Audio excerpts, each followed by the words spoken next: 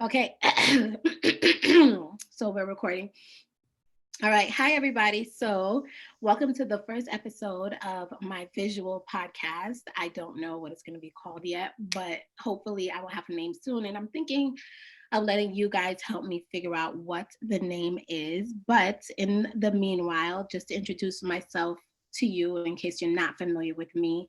My name is Jalila Jackman, owner of Jalila's Art Studio, and I do art with children ages 4 to 11. I do all kinds of things. I host family paint nights. I am a pre-K art teacher in Brooklyn, New York.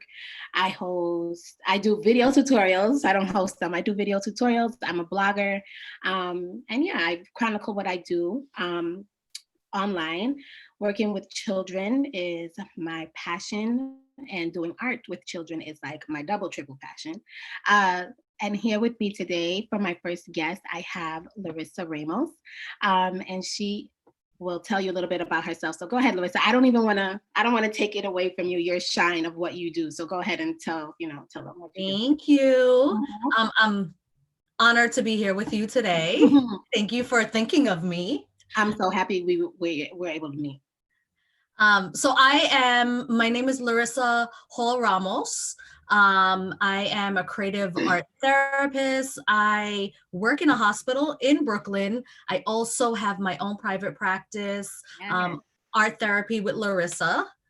I've been doing this, over 12 years now. Art is my number one passion. So I totally agree with you. Yeah. When I was a teenager and going through a hard time, I turned to art to help process everything that was going on with me. Yeah. And I realized how powerful it was. Yeah. What a great tool art is. Yeah. And so then I decided in high school to pursue my passion of becoming an art therapist, and here we are today. Fast forward in real life, an art therapist. And today, Larissa's going to be, so the topic we're going to be discussing, and Larissa and I were talking about this off camera, and I think it's very important to obviously bring it on camera. But the thing we're going to be talking about today is the holidays, and the potential stresses that it can actually have on children. A lot of people think stress, children, that doesn't even go together. What do children possibly have to be stressed about? And then more so, what do children even have to be stressed about during the holidays, right? So I posed the question to Larissa. I asked her, because I've worked with children for a very long time, over 15 years myself, and I've seen children who've had like normal stress responses, such as selectively mute, children who self-harm and stuff like that, but it was like an overall stress-related response. But when we were talking about specifically children being stressed with the holidays, I asked Larissa, I said, what could children be stressed about during the holidays? And she's going to tell us right now. So go ahead. Yeah, most people think, hey, you get gifts and food, time to play with family members. But I think what's really going on around this time with the climate that we're going through, which is COVID and election and all that good stuff. Mm-hmm. Black Lives Matter. I know there's a lot going on for children to process. It's a lot for adults to process.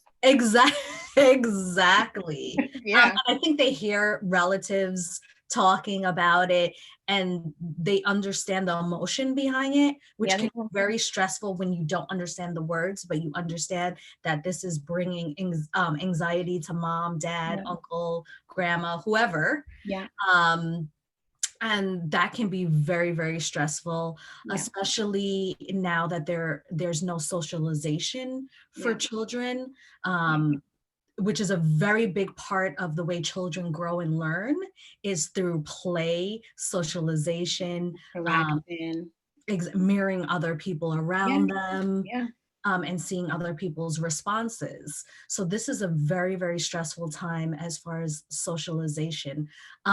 Especially like that isolation piece. Exactly, Yeah, exactly. yeah, Also financial worries that are occurring in the family yeah, right now. I even know in the hospital that I work in Brooklyn, we normally get donations for toys that I share with the community. This year, it is a lot less. And I still have parents saying, "Hey, listen, I'm going through a hard time. I'm yeah, unemployed." yeah, And children know this, even yeah, though sometimes parents try to shelter children. They can pick up on it. They can pick up on the stress. They know that something's different. There's less at home, and this is all very stressful for children. yeah. Another thing that I've noticed is with children of divorce, Right, splitting households during right. the holidays, Yeah, especially if it's a new divorce. yeah. I see a lot of children stressed out of how do they negotiate two households. Who do I have loyalty to? Exactly, Who especially should if it's I, a new partner. yeah, yeah. Who should I, you know, who should I have the most loyalty to? Or I feel bad if I go with this partner as opposed to this partner. Or even if they like um, the the new person in the household, Right. let's That guilt. say. Exactly, like, Yeah. Feeling can guilty. I really love so many people? Yeah. Um, and something that I normally tell my clients is try to create a ritual when you're returning back home so the child knows what to predict. Right. They don't have to think about, oh, what is it going to be when I get home because I had so much fun.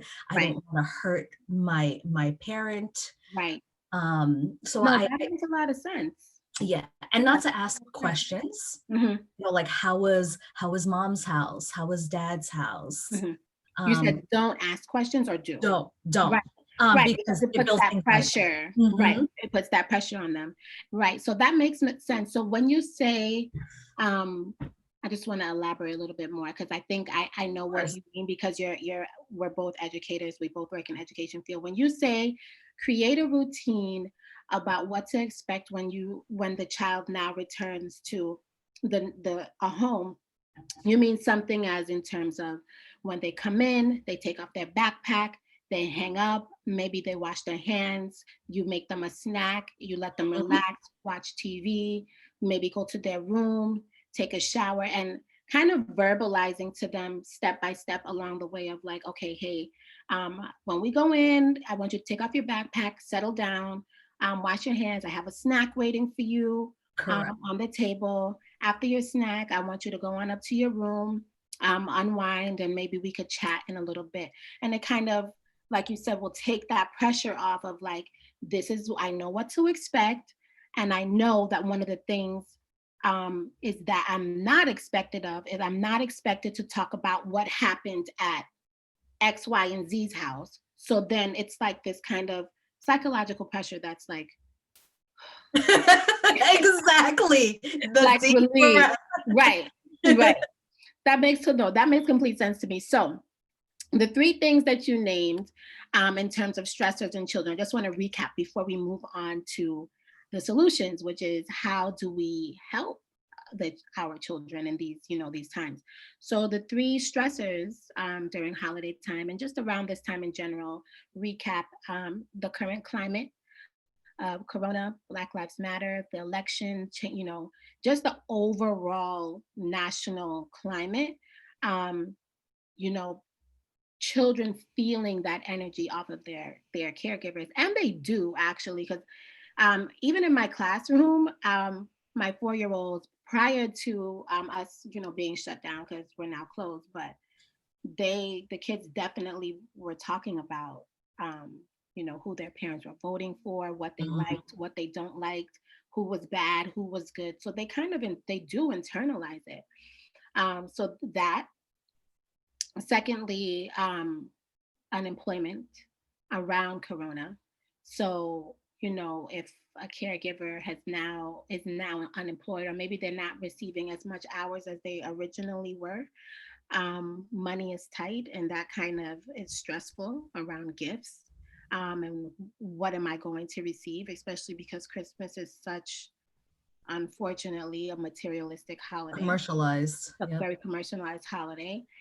And then the third thing being stress around recent divorces.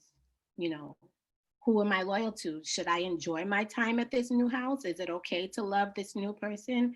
Uh, what is this person going to expect of me when I come back into this environment? So all of those things can definitely be stressful for children during these current times. And I want to thank you for actually bringing those things to my attention, because even prior, before us having this conversation, I was kind of thinking like, what could it be? But you like came and you like hit the nail on the head. So thank you for that. No problem. So yeah, so do you want to move us into now the solutions? Yes. So You handle this stuff, and how do you handle it, most importantly, with art, because that's what we are here for. and that's my specialty. Mm-hmm. So I do want to just kind of talk about some of like the symptoms that you can Yeah. see in children. Oh, that's good. Sometimes they're subtle. Yeah. Sometimes it's just headache, stomach indigestion. Sometimes you see more extreme like bedwetting, Yeah. overreaction and underreaction to certain events that they would normally have been able to kind of process and move on. Yeah. That's one big thing that I see a lot of. Yeah. Nightmares, insomnia. You know, So sometimes that up all night kind of. Yeah. and a lot of parents have told me during the virtual learning that, oh, my kids are having a hard time to stay on a schedule. They'll sleep very late, have trouble waking up. That is also an indicator that this is a stressful time for them. Yeah. You know, Yeah. that the transitions are very hard. Yeah. I mean, I know for myself, for times I've had to work at home, that's a stressful situation for me, trying to get into work zone and out of the work zone. Yeah, it is. And doing it all within a place that's supposed to be like an escape normally from school, an escape from coworkers or peers. You know, it's hard to like mentally make that shift of like, I'm home, but I'm supposed to be doing work. That's what I think too. Don't worry. Right? Okay, like schoolwork. No, I think that's so important to name the symptoms, because oftentimes, and I think it's very important to hear them from a licensed social worker, because sometimes um, what we may think is a symptom is not. And sometimes what is a symptom, we're thinking, oh, that it's not that serious. Like as a caregiver, you might maybe perhaps brush it off or try to write it off of like, that's just how the child is. So sometimes having that clear cut list of like, these are things or signs that I should be looking for are really, really helpful, like to name. No, I agree. And a lot of times it's overlooked. Yeah. Not on purpose. It just kind of like, oh, why are they acting like this today? Maybe they didn't get enough sleep, or maybe something else happened, but kind of looking at the overall picture, like, is this occurring more often than not?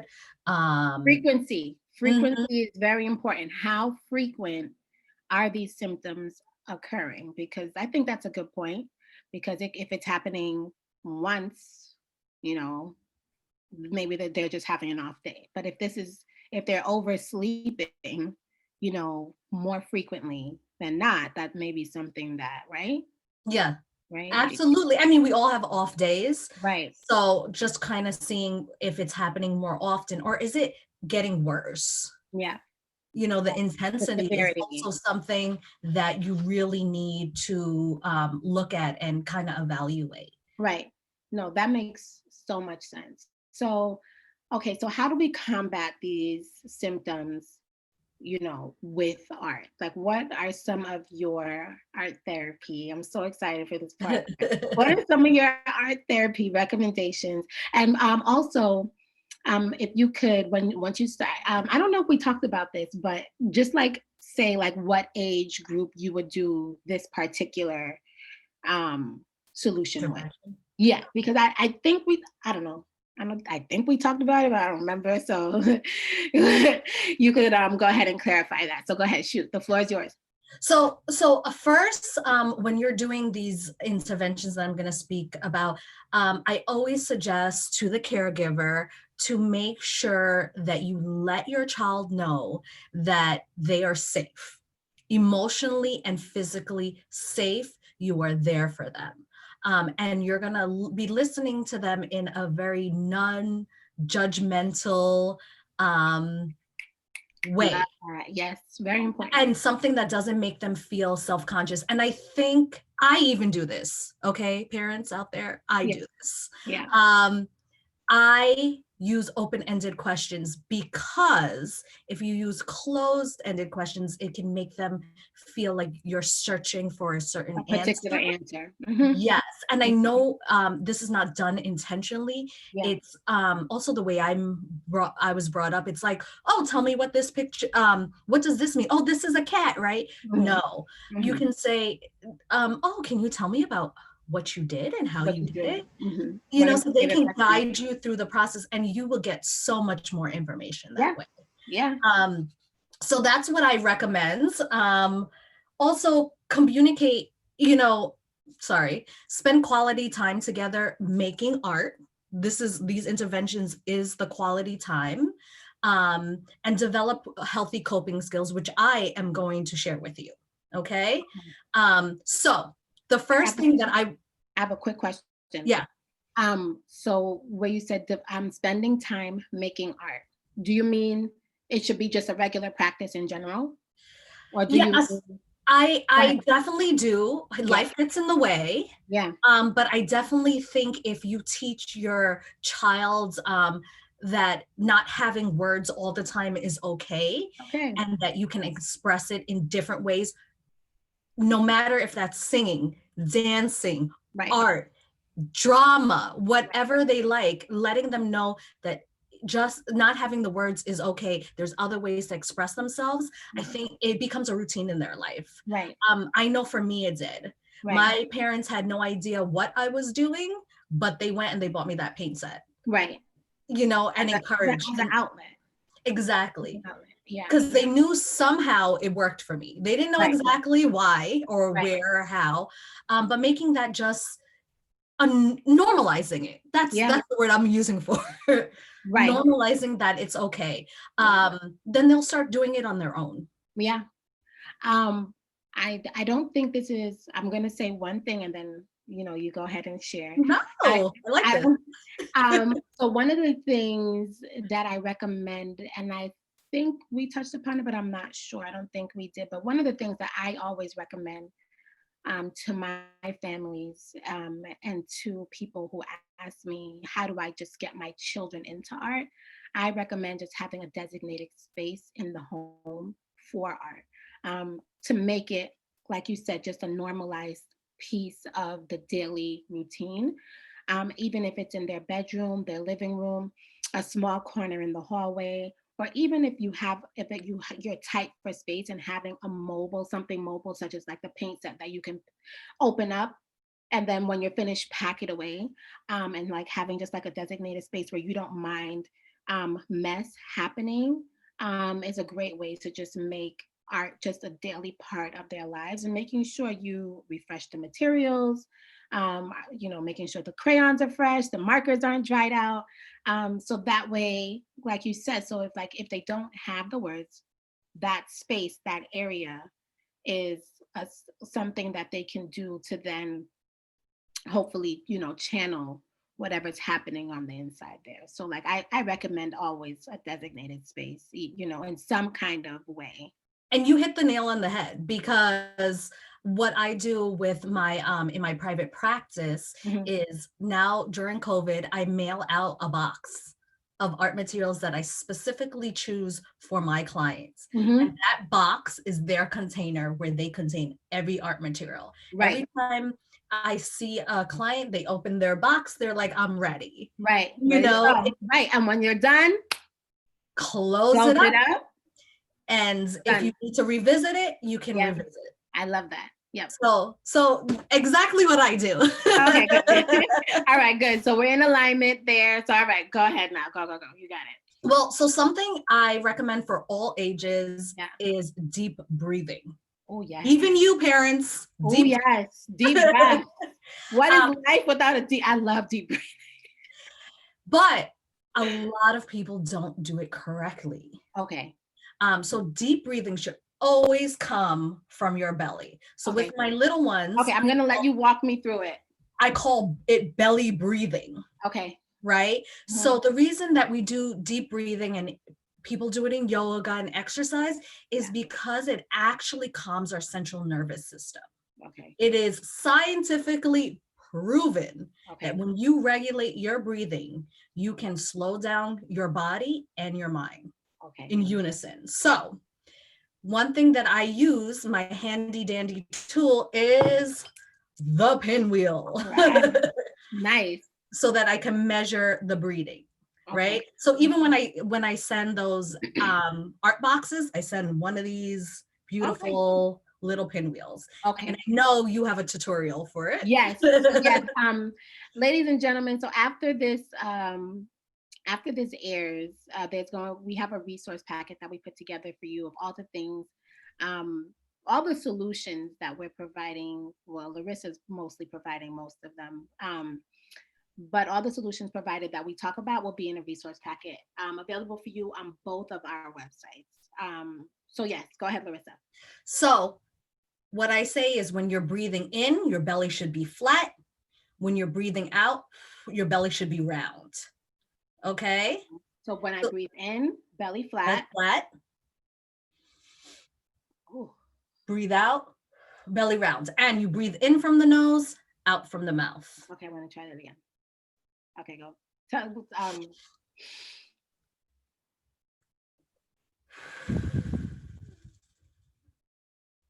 So when you get more control, my breathing is not good right now, but when you get more control, you can see how long you can keep the pinwheel going when you breathe out, right? So you breathe in, you hold it for a count of 3, breathe out for a count of 4.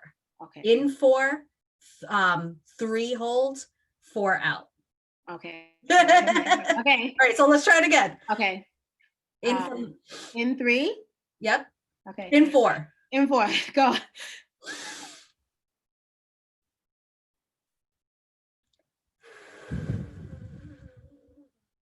Oh my God. I don't have enough breath, but okay. I feel like I never have enough breath. But when you But you get stronger.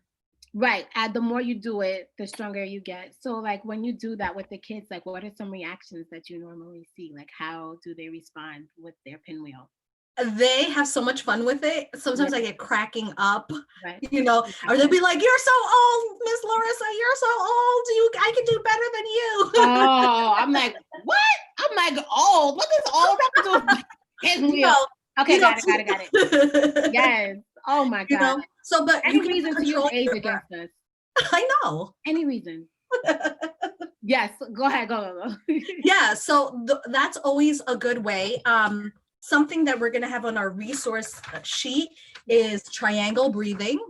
Okay. Right. So it's actually a diagram where you start here, you trace it up, trace down, trace out. So it's up. Yeah. Up is breathing in, down is holding.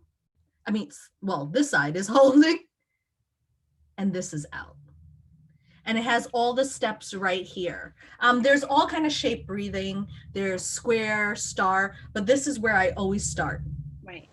Okay. Right. And then some of my kids will be like, okay, that's easy. I need another one. So I'll give them the star, which is the most complicated. Mm-hmm. That makes sense. You have to actually go star. If you don't have this sheet, so what I always tell parents, if you don't have a pinwheel, you don't have a sheet, use your finger. Right. Use your finger. Right.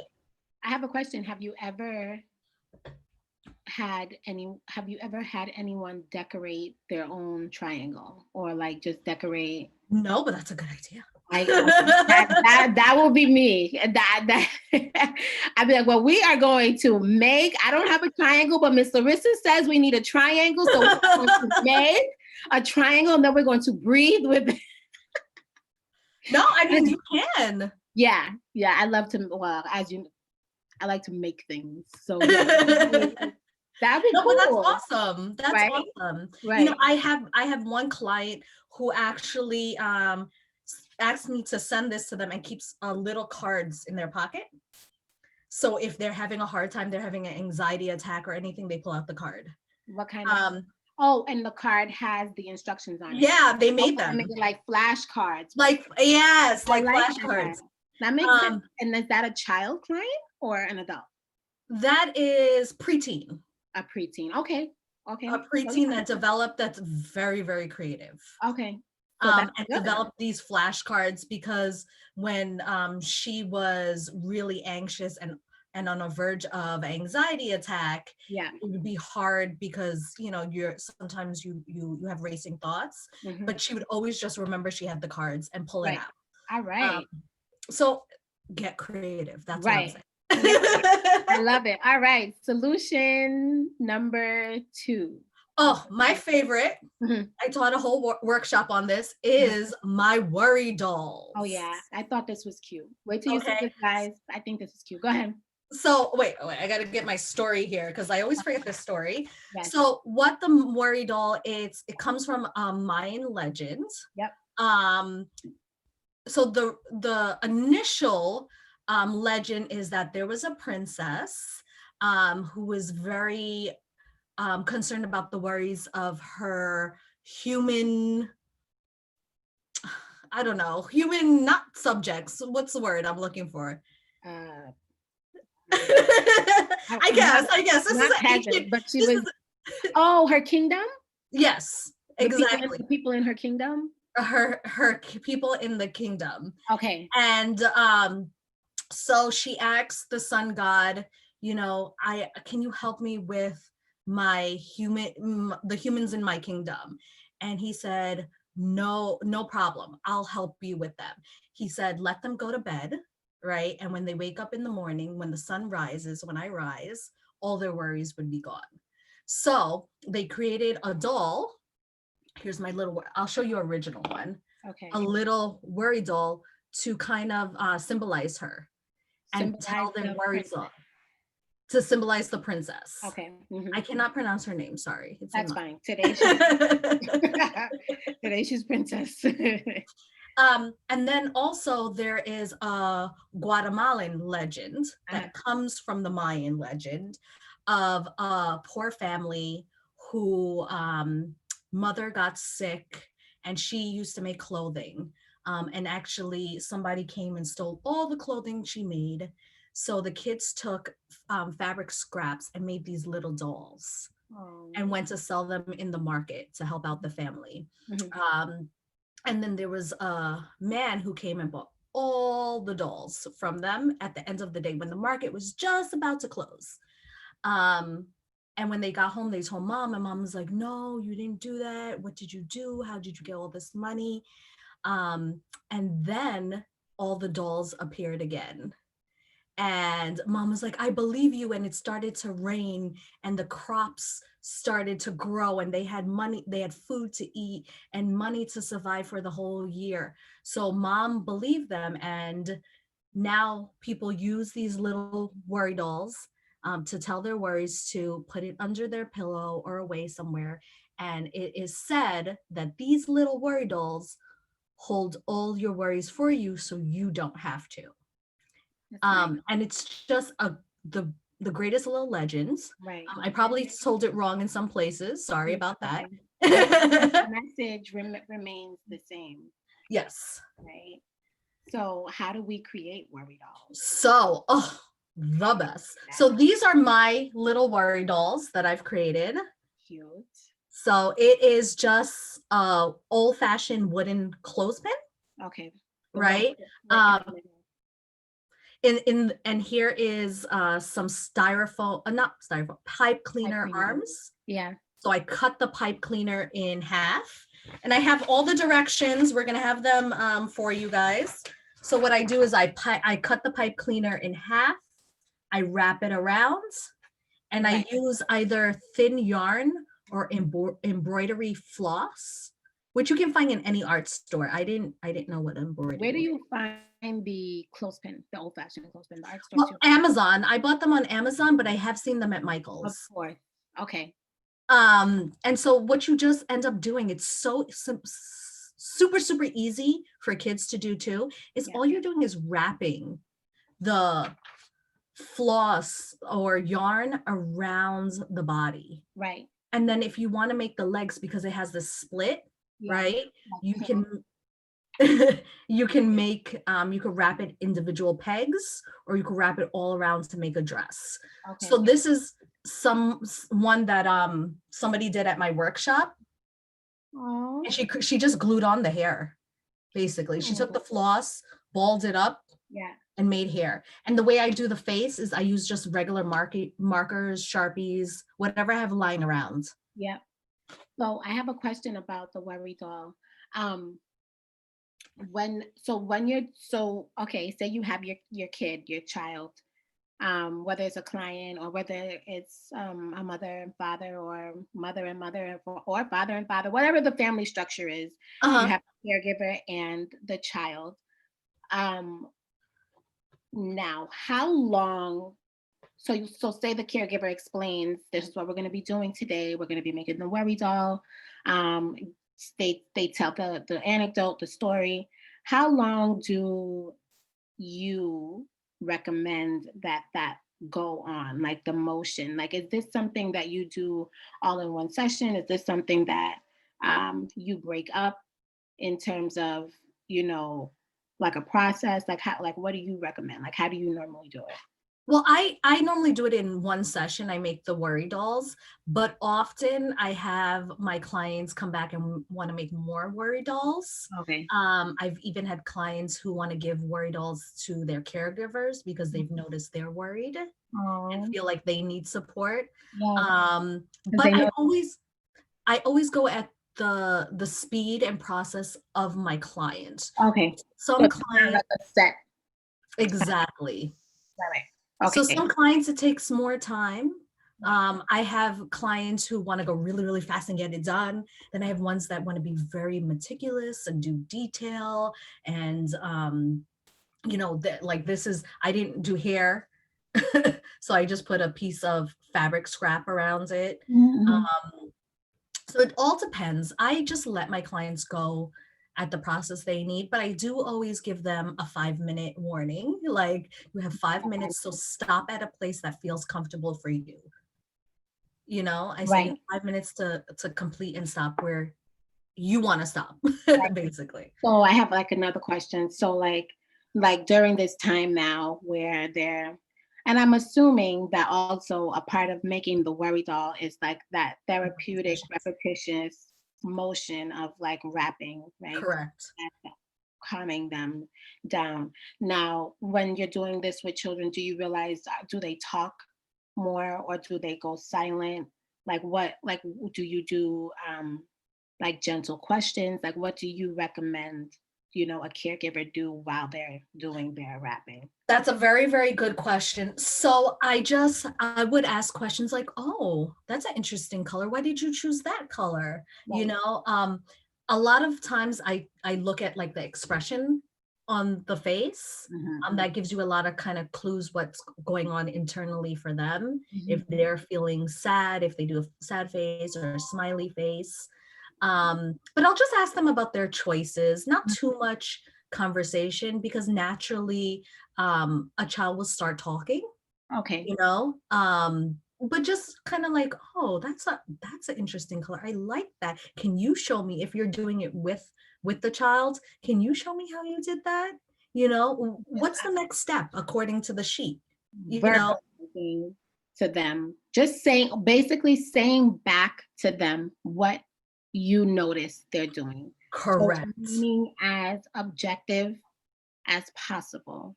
Absolutely. Right? Because you want to give space for authenticity. Okay. You know what I meant. I know what you meant. I totally understood what you meant. Giving space for authenticity. Yeah. We're both having like this off day with this word.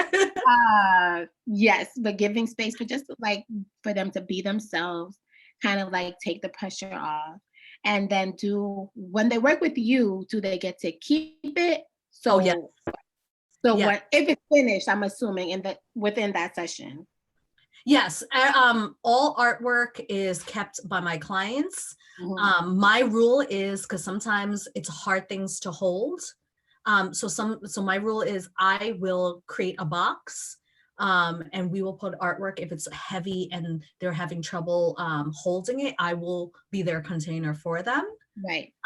But we will revisit it. I do not throw any artwork away. Yeah. I allow my clients to do it because it almost feels disrespectful to me. Like it's a part of them. I can't do it. Oh my God. So quick story time. We got shut down earlier this year. The schools got shut down in March of 2020. And we returned back to school. The teachers returned in September 2020.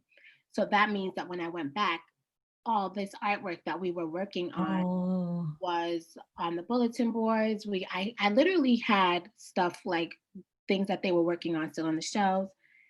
And it was like gut-wrenching for me to throw it out. I actually didn't even throw their things out right away. I'm like going to the office asking like, is it too much to contact the parents? Like I'm going to the classroom teachers like, what do you think I should do? And they're all just like, throw it out. And I'm just like, I let it sit honestly for like a good 7 days.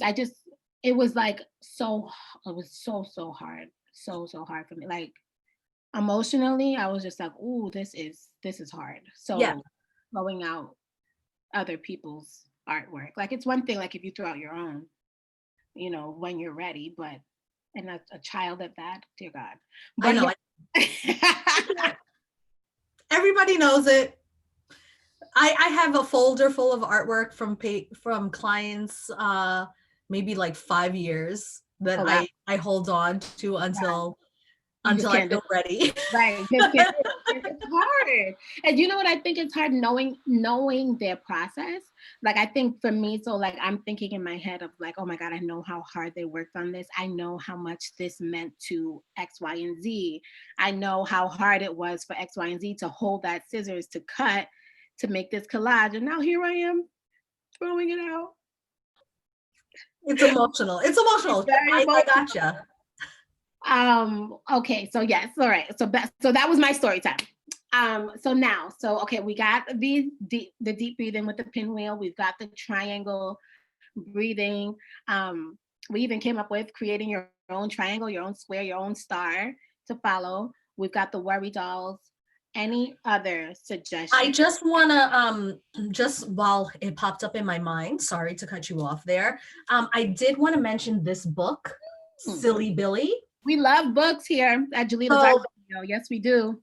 I think I bought this. This was from a library that like had shut down. I bought it for like $2. What? For $2? $2. Yeah. So this book is about worry dolls. Yeah. So basically it's about Billy, who has all these worries. Yeah. And he's told about the worry dolls. And he makes the worry dolls, but he starts feeling worried about the worries that the worry dolls that's cute. have to hold. Like silly. Yes. So he makes worry dolls for worry dolls. He makes a whole bunch of them. Yeah. And he shares them and it helps ease his worries. I love that. And it's a beautiful, like illustrated. You can they also have it on YouTube if you can't get the book. YouTube is beautifully illustrated, simple to read, book. And he makes worry dolls for worry dolls. Yep. I love that. So that they don't have worries either. And it tells you, look, this is at the end. This is so cute. And neither did his friends. Billy made worry dolls for all of them. That's cute. Yep. Right. So he's making worry dolls for everybody. Yep. Because he doesn't want anybody to carry their worries by themselves. I mean, this is the awesome. And like I said, if you can't get the book, if you go on YouTube by Anthony Brown, Yeah. right? Silly Billy, they have it, somebody reads it out loud and kind of shows you the book. It's the I cutest. love that.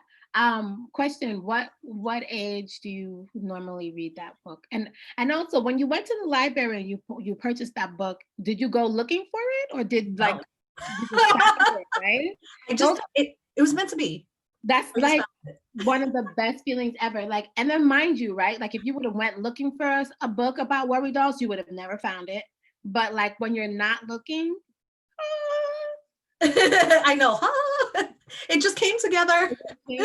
that's awesome. So yeah, what how old? Well, this is I would say no more than like 8. Right. It's a pretty simple to read book. Right. I think the legend is more for older children. Yeah. I mean, younger and older children. It depends how you tell it. For the older, because they have that mental capacity. But let me tell you, the workshop that I ran was for adults. It was also for art therapists like myself, just learning a new skill to bring into their work with children and adults. And they loved Silly Billy. Yeah. They loved the legend. Billy. Say that again? The adults loved it. Yeah. So I don't know, like, honestly. It's like whatever you're into. Whatever floats your boat. Exactly. Oh my God. I love this book too. I read it all the time. I read it to my 4-year-old niece the other day. I'm gonna check it out. Yeah, you should. Check it out. So yeah, and then any other resources, any other tips for helping children manage stress? Yes, so I actually have this sheet that I designed.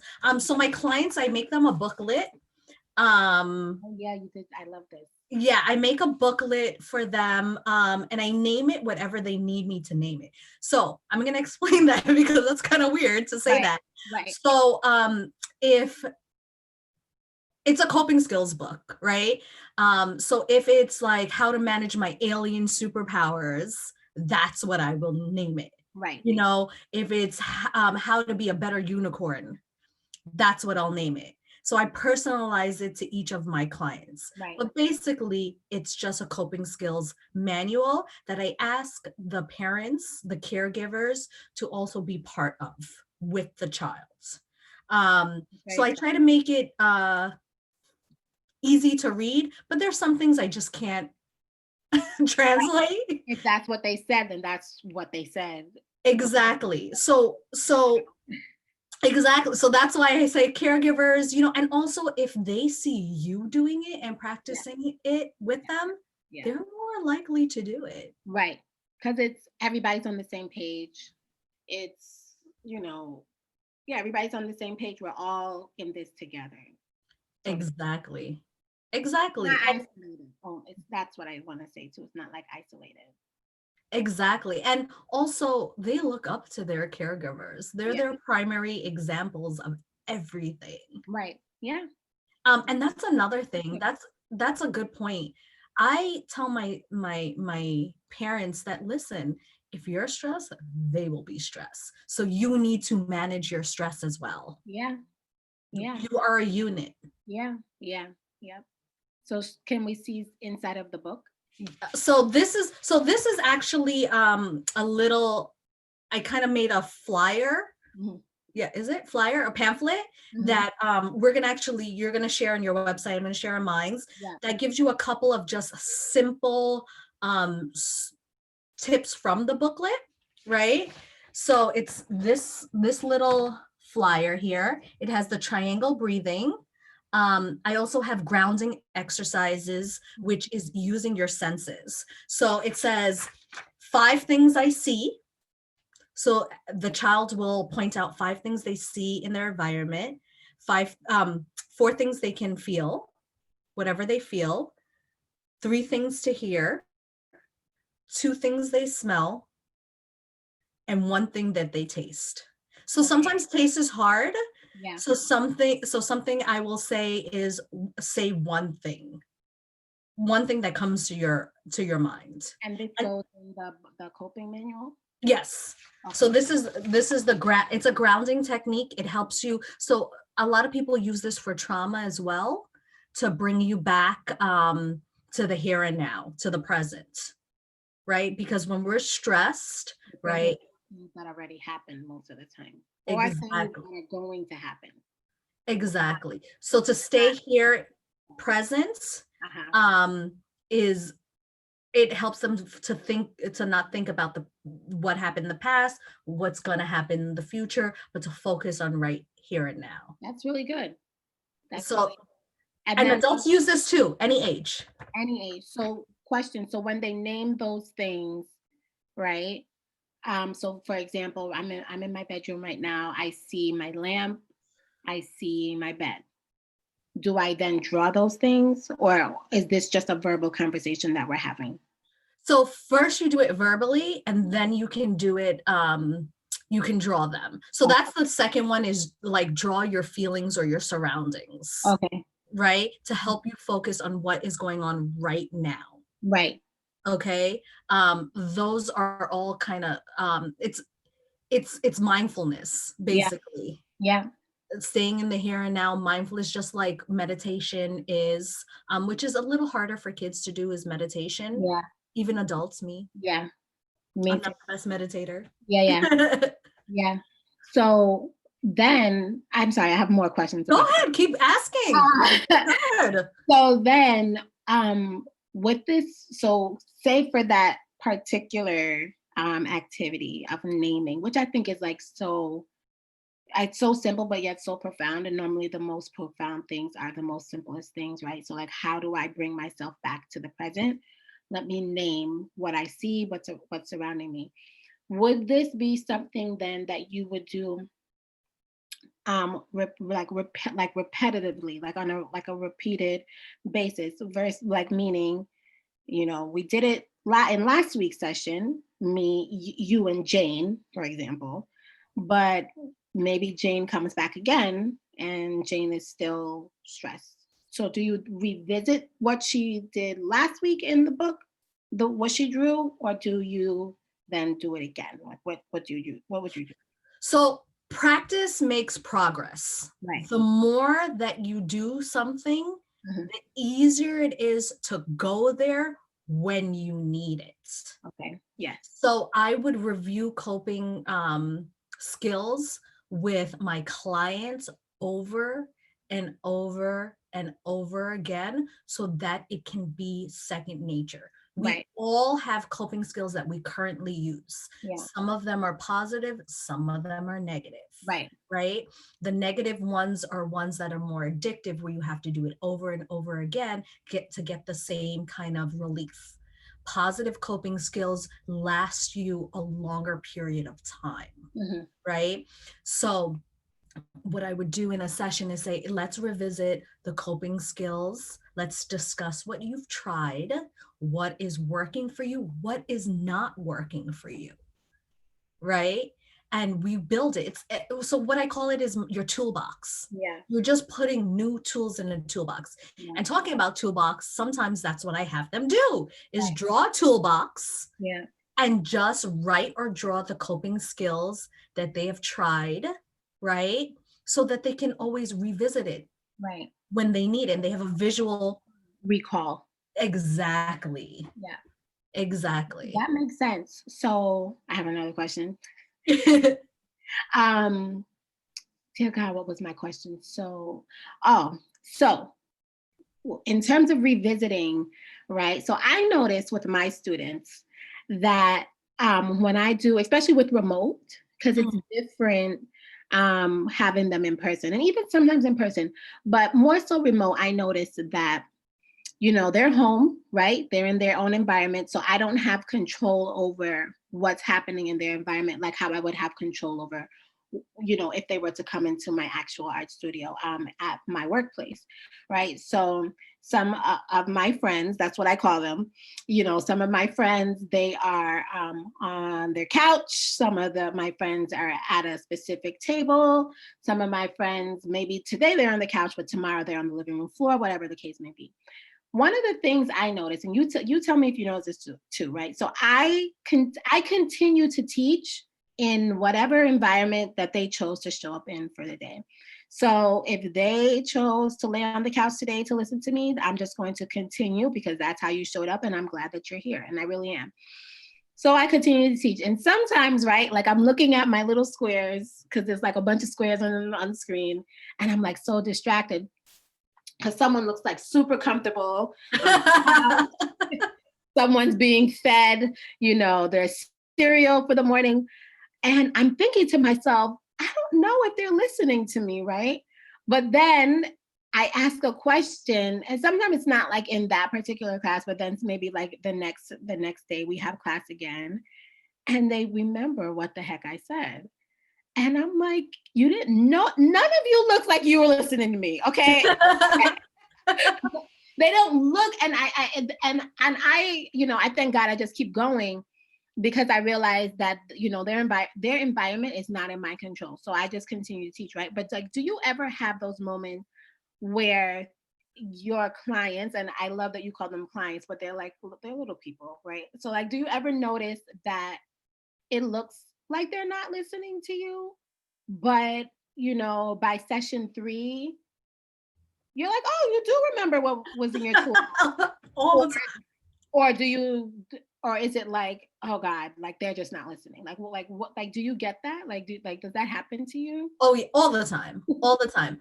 What I have learned in doing this so long, and even for myself, everybody has their own process. Yeah.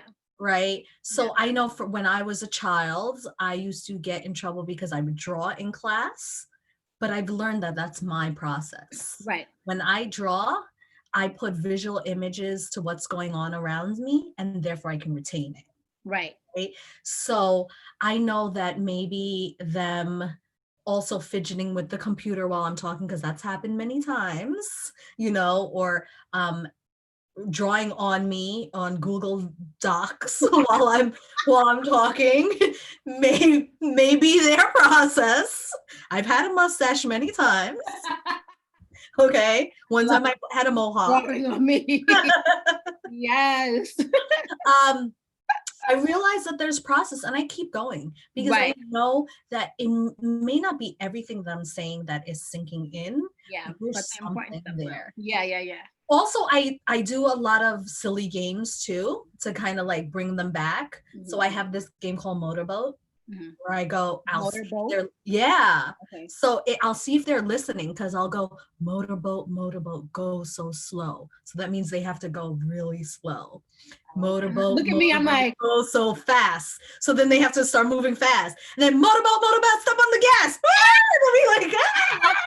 Actually, Larissa, I'm gonna use that.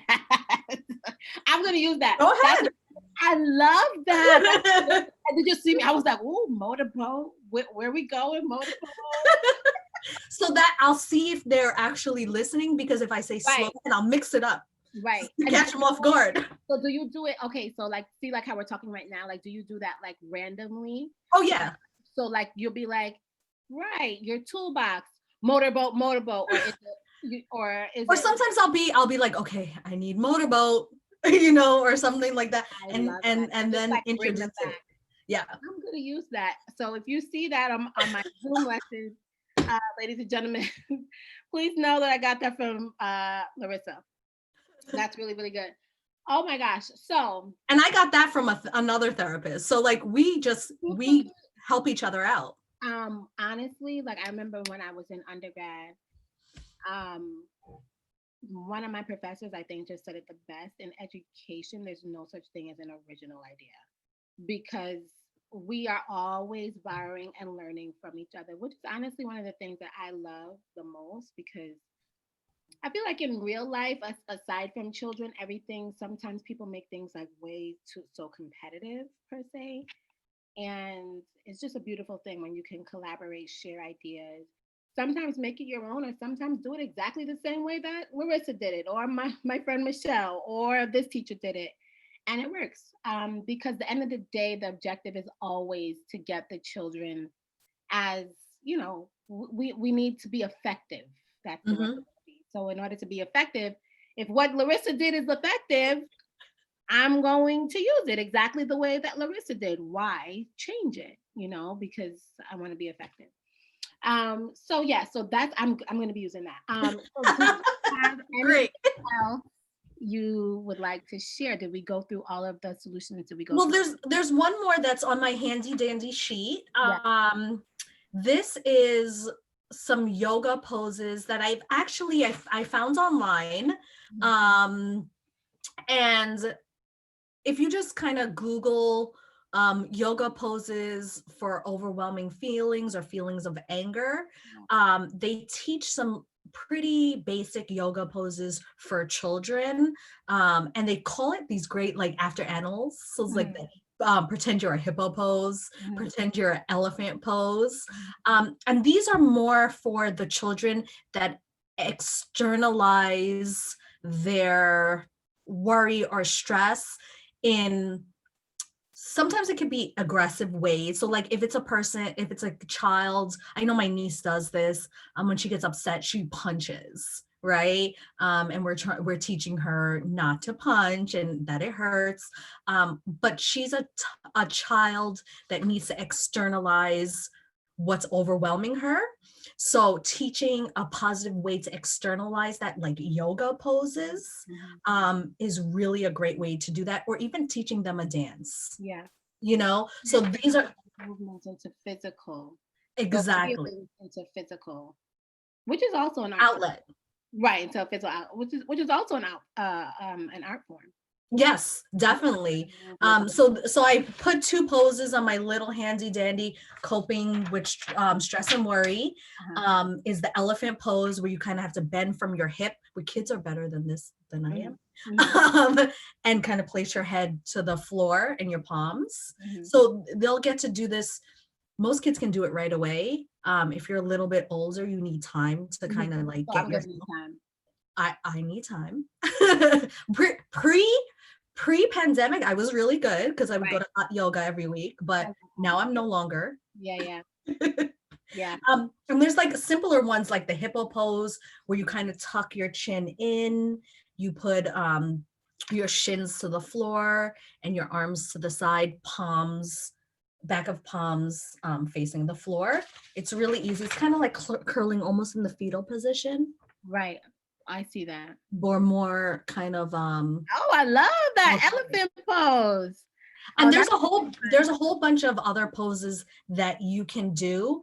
And like I said, if you just kind of Google, you know what, I'll give you the website so you can put it on. But those two poses are on the resources. Is on the resources. So ladies and gentlemen, that will be available to you. You guys are not watching this now, but it's going to be on YouTube. So I will link it in the description box. I always wanted to say that. It'll be linked in the description box below. I know whenever you watch a YouTube video, like, oh, okay, this is what you use. Great. Yes. So I love that. Yeah. So I think this has been very informative. Both of us, we hope that, you are able to, whoever's watching, incorporate some of these,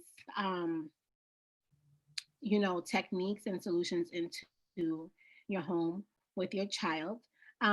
If you'd like more information on Larissa, do you want to share your website? It'll also be linked below, but I'll let you go ahead and share your website information. Yeah, it is Art Therapy with Larissa. My name is spelled LARISSA.weebly or Weebly. I think it's Weebly. Weebly.com. Good. Right. Yep. Go ahead. Go. Sorry. No, really simple, easily. Just Art Therapy with Larissa. What I do. So we thank you. I thank you for coming on and sharing all these great resources. I'm so happy you were my first guest. I think this is really good. And until next time, folks, we'll see you soon. Bye. Thank you. Bye. Hold on. I'm going to